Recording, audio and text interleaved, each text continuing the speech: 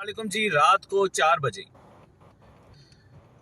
पाकिस्तान तहरीक इंसाफ के farmer MPa राजा अजहर, जो कराची के सीनियर वाइस प्रेसिडेंट भी हैं, उनको गिरफ्तार किया गया। और अभी जब मैं और हमारे दोस्त, जिसमें हमारे कराची के जनरल सेक्रेटरी हैं रहमान डिनो मैसर साहब, एडवोकेट शुजात अली ख़ान, और आईएलएफ के जो शुजात अली ख़ान जो है वो क्यामाड़ी के सदर हैं, और ज़हूर महसूद जो आईएलएफ कराची के सदर हैं, उन समेत हम आए थे एटीसी क्लिफ्टन एरिया में। और लेकिन वहाँ भी आज उनको पेश नहीं किया गया, और ये क्या कहा गया कि जी सुबह अरेस्ट हुए हैं तो उनको कल पेश किया जाएगा।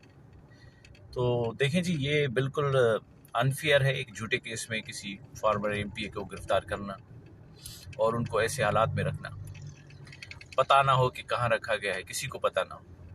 ये सब कानून के बरखिलाफ़ है और ये ख़त्म होना चाहिए।